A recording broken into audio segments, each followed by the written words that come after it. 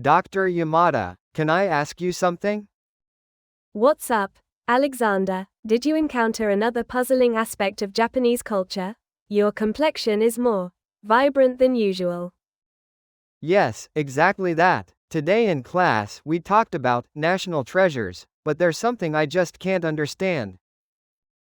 National treasures? That can involve a wide range of things, such as Buddha statues, paintings, and architecture. What are you specifically referring to? Weapons. Dr. Yamada, is it really possible in Japan for tools created to kill people to be considered national treasures? In my country, tools of war may be displayed as historical artifacts, but to be called national treasures as a form of art, honestly, feels odd. I see. You're talking about Japanese swords, aren't you?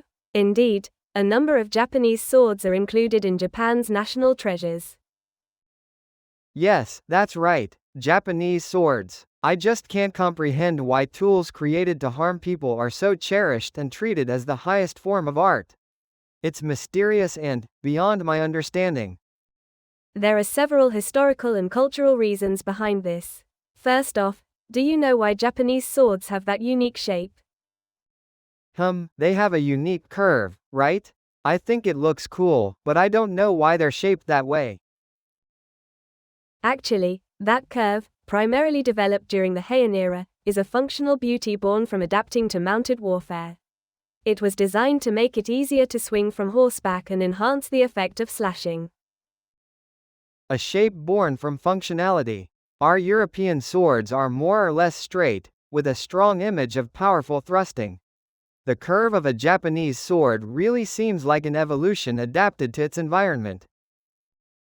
Yes, indeed. However, with the onset of the peaceful Edo era about 400 years ago, the chances for samurais to actually fight dramatically decreased. Consequently, the role of the sword also changed. They kept swords, even though they didn't fight anymore? What's the meaning behind that? The sword began to be seen more as a symbol of the soul that represented the bearer's status, pride, and spirituality, rather than just a tool for combat. This is why the aesthetic beauty of the sword and the craftsmanship put into it became highly valued. A symbol of the soul. In my country too, the swords held by kings have symbolic meanings of authority. But that's more about decorative beauty, which feels slightly different from functional beauty. So the secret to the beauty of Japanese swords lies in both its function and its soul? Exactly, and at the root of this beauty is an impressive craftsmanship.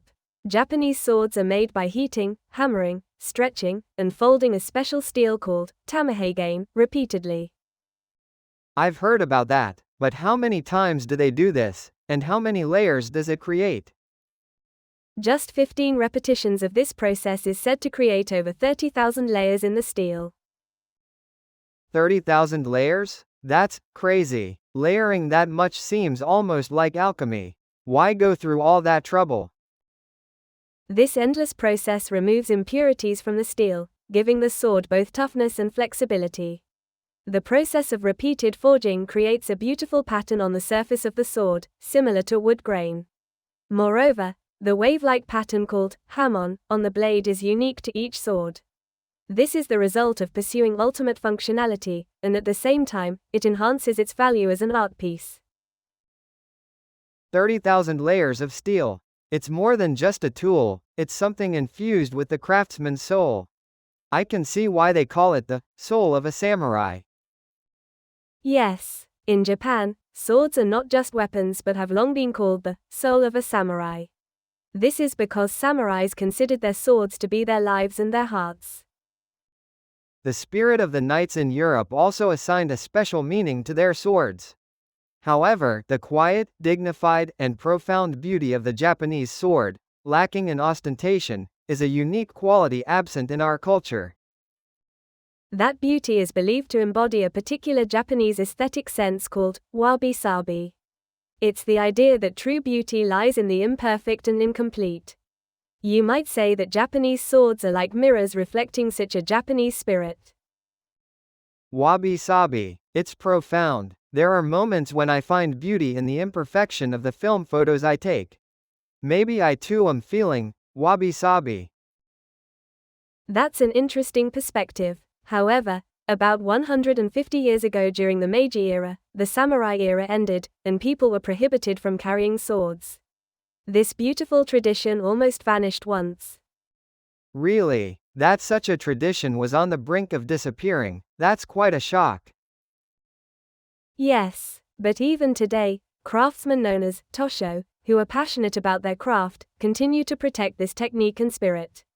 They not only preserve the old way of making swords but are also constantly challenging themselves by creating new styles of swords and enlightening people around the world about their allure. Protecting traditions while creating new things. That's a very creative activity we can also see in the artisan culture of our own country. Their passion breathes new life into a tradition that has lasted for hundreds of years. That's wonderful.